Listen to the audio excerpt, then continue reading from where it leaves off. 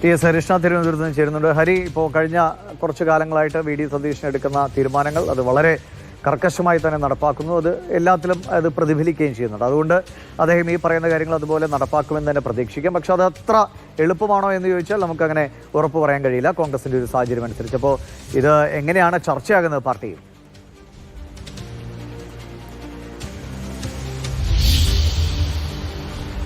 ദിവിഷ, ഒരു കാര്യം നമ്മൾ ആലോചിച്ചാൽ മനസ്സിലാവും. അതായത് ഇതിനു മുമ്പൊക്കെ പലതവണ ഈ തിരഞ്ഞെടുപ്പുകളിൽ സ്ഥാനാർത്ഥികളെ പ്രഖ്യാപിക്കുമ്പോൾ കോൺഗ്രസിനെ സംബന്ധിച്ചിടത്തോളം ഏറ്റവും വലിയ വെല്ലുവിളി എന്ന് പറയുന്നത് ഈ സ്ഥാനാർത്ഥി നിർണയവുമായി ബന്ധപ്പെട്ടാണ്. കുറേ പരാതികളും പരിഭവങ്ങളും എല്ലാം വരും. അതായത് യുവാക്കൾക്ക് കൃത്യമായ പ്രാതിനിധ്യം നൽകിയില്ല, വനിതകൾക്ക് പ്രാതിനിധ്യം നൽകിയ അങ്ങനെ ചില പരിഭവങ്ങൾ മുമ്പൊക്കെ ഉണ്ടായിട്ടുണ്ട്. പക്ഷേ അത് പരമാവധി പരിഹരിച്ച് മുന്നോട്ട് പോകാനാണ് അടുത്തിടെയുള്ള തിരഞ്ഞെടുപ്പുകളിലൊക്കെ കോൺഗ്രസ് ശ്രമിച്ചുകൊണ്ടിരിക്കുന്നത്.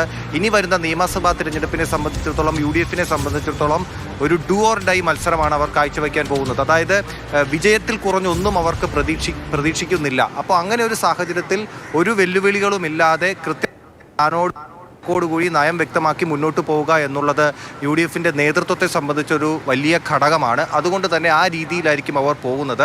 PD സതീശൻ്റെ ഇങ്ങനെ ഒരു വ്യക്തമാക്കലിലൂടെ നമുക്ക് മനസ്സിലാക്കാൻ സാധിക്കുന്നതും അതാണ്. ഈ 50% എന്നുള്ളത് വളരെ നിർണായകമാണ്. പിന്നെ ഏറ്റവും പ്രധാനപ്പെട്ട കാര്യം, പാർട്ടിയിലുള്ളിലുള്ള ആൾക്കാരോട് സംസാരിക്കുമ്പോൾ പറയുന്നത് ഈ യുവാക്കൾക്ക് പ്രാതിനിധ്യം ഉറപ്പാക്കുമ്പോൾ അതിൽ യുവാക്കളെ ചൂസ് ചെയ്യുന്നതിൽ, അവരെ തിരഞ്ഞെടുക്കുന്നതിൽ ഒരു വലിയൊരു ഘടകമുണ്ട്. അത് എത്രത്തോളം വിജയിക്കും, അതായിരിക്കും തിരഞ്ഞെടുപ്പിൽ പ്രതിഫലിക്കുക എന്നുള്ളതാണ്.